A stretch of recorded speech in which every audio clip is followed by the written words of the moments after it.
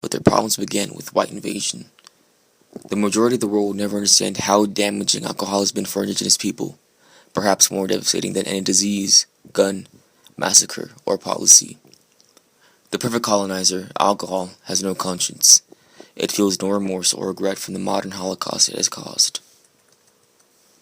Indigenous people are more likely to drink alcohol than non-indigenous people, but those who drink are most likely to drink at harmful levels.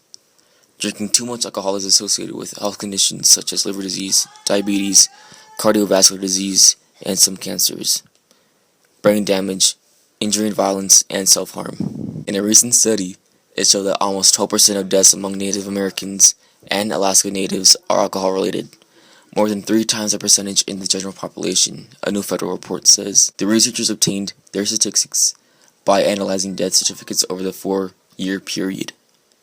The 2 leading causes of alcohol-related deaths among Indians were traffic accidents and alcoholic liver disease, each of which caused more than a quarter of the 1,514 alcohol-related deaths over the 4-year period.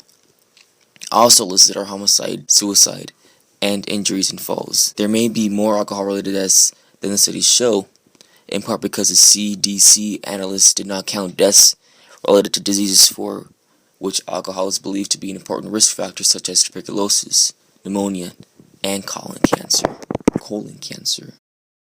2.9 million people, or about 0.9% of the U.S. population, are Native American or Alaska Native. Death rates in general within Native Americans are 50% greater than of non-Hispanic whites. Suicide rates for the Native American population are also 50% greater than that of the general population. In 1983, the hospital discharge rates for alcohol-related disorders among Native Americans was 2.5 times the rate of all other races. It was also 4 times higher among males than females. 4 of the 10 causes of death among Native Americans are alcohol-related. In this graph, you can see, according to age group, the average annual number of alcohol-attributable deaths among American Indians and Alaska Natives. Within each Native American tribe, there were different variations of alcohol users. In the Standing Rock Sioux tribe, 69% were regular users and 24% were heavy users.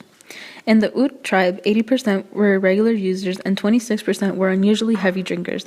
In the Navajo tribe, 30% were regular users and 14% were heavy drinkers. In the Ojibwe tribe, 84% were regular drinkers and 42% were heavy users. On the issue of Native American alcoholism, one may argue that Native Americans brought this problem onto themselves and they should be able to manage it. After all, each race and ethnicity has their own issues and they are able to manage it on their own. It could also be said that it isn't really an issue at all because, as I said previously, everybody drinks, not just Native Americans. All races and ethnicities have a drinking problem, not just Native Americans, so why should it only be a Native American issue? There are also studies that show that other races drink just as much or even more than Native Americans, so once again, it isn't just a Native American issue. For example, there was a study that showed that 74% of white males are current drinkers, while only 65% of Native American males were current drinkers. Alcoholism is a recurring issue in Native American poetry. In the poem Evolution by Sherman Alexie, it shows a degradation of the Native American people and their culture by intentionally setting up a pawn shop right across a liquor store, which is where we can see the recurring issue of alcoholism. Buffalo Bill takes valuables from the Native Americans in exchange for money strategically so that the money will eventually be spent on the liquor store. Since alcoholism is an issue within Native Americans, the Europeans, which in this case is Buffalo Bill, know that they can't resist alcohol and make it a temptation for them while also taking their valuables. Firewater by Carter Rivard also depicts the issue of alcoholism. Firewater, the title of the poem, means strong liquor. The first few lines state, "Sometimes I think how alcohol's a marvelous solvent can remove red people from a continent. In this case, the red people are Native Americans. The problem of alcoholism seems so bad to be able to remove a whole group of people from a continent." It then goes to describe how alcohol is made and portrayed differently based on who is drinking it. Example, pour this into an inner city and create your designated criminal class purely to blame for everything. End quote.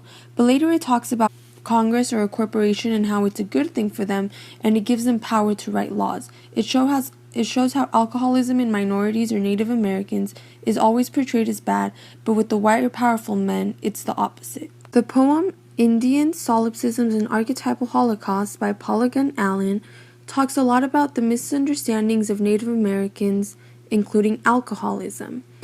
It says that there are endless misunderstandings of the native world by outsiders that have been generated by either the New Age materials, films, histories, or other media. It also talks a lot about how white culture has redefined the Native Americans. It says that it makes them try to function, to stay sober, to find their identity, but the white thinking that is going on challenges them to do so. Fetal alcohol syndrome is a congenital syndrome caused by excessive consumption of alcohol by the mother during pregnancy, characterized by retardation of mental development and of physical growth. Native Americans have some of the highest rates of fetal alcohol syndrome in the nation. Among some tribes, the rates are as high as 1.5 to 2.5 per 1,000 live births. Among others, the rates are comparable to that of the general population in the United States and range between 0.2 to 1.0.